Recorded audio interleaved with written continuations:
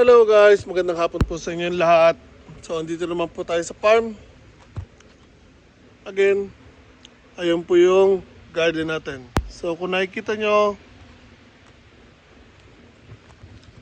mula po dito actually nakakama na po yan. Or may gawa ng garden beds. Doon sa dulo, meron na rin po nakatanim. I think 4 na halera. Dito wala pa. So yan, assorted po yan. Pero mahaba po yan guys. Mukha lang po silang maikse or maliit. Pero actually mahaba po yan. Maramihan na po ang tanim yan. Pero again, assorted. So yan. Again, yan po yung mga nagawa natin bakod. Harapan, gilid, okay na.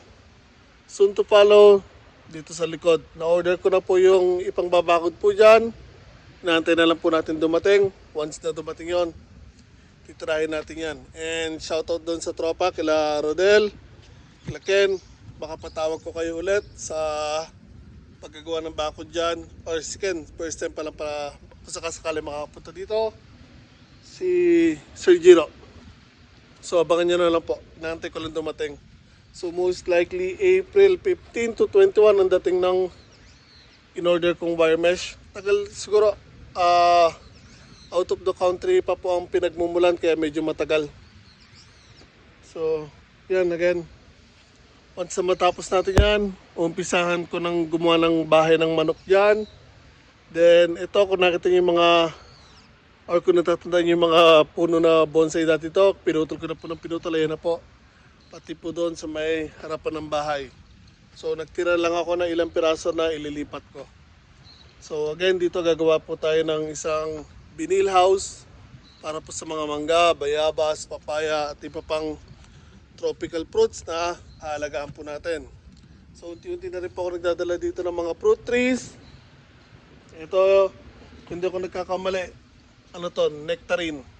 Kinakain namin din, binabato lang namin yung puto doon sa may bahay. So, may bulpo yan, may bulaklak na po yan now.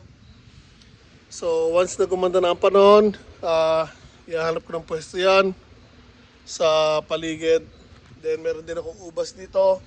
Tandaan nyo, nagpunta ako sa Joyful Honda, may nakita akong ubas na yung mahaba. So ito, sa malayo ko po nabili to.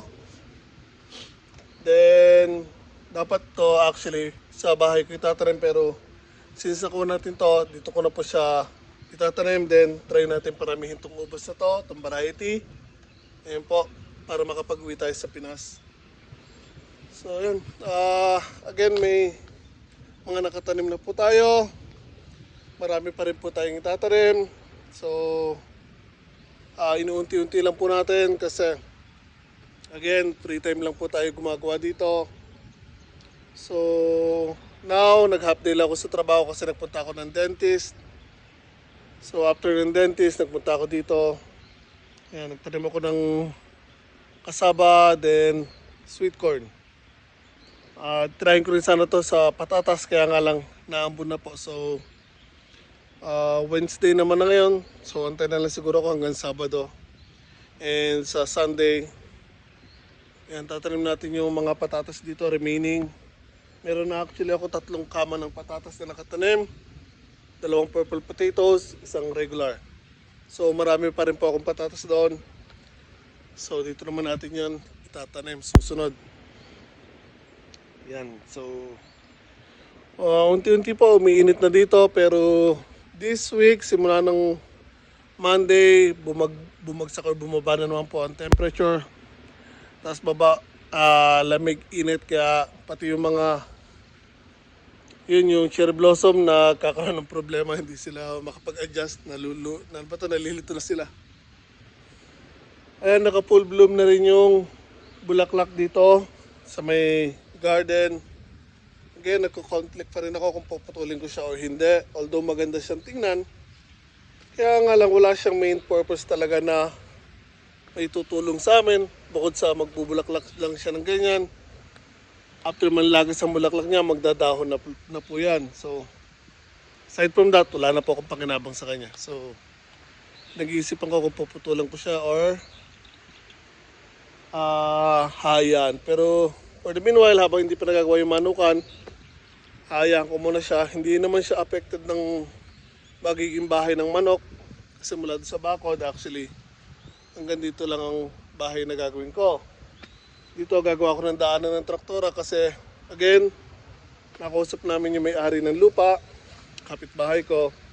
Since hindi naman nila ginagamit, gusto daw namin gamitin, okay lang. Kaya babakuran ko rin doon para hindi makapasok ang baboy damo. Kasi dito, around the property, hindi na po sila makakapasok. Kaya nga lang doon, pag umikot sila doon sa harapan ng yun yung restaurant na yun, pwede pa rin sila umikot. Dito sila dadaan. So actually, nung makalawa, may nakapasok po itong usa.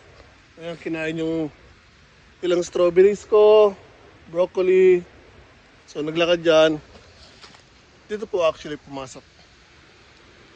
So, yan. Again, if ever naman putulin ko to, baka paltan ko siya ng fruit trees. Dahil again, ang mga itatanim natin dito yung mga mapapakinabangan po natin. So, there. Medyo lumalakas na naman ng ulan.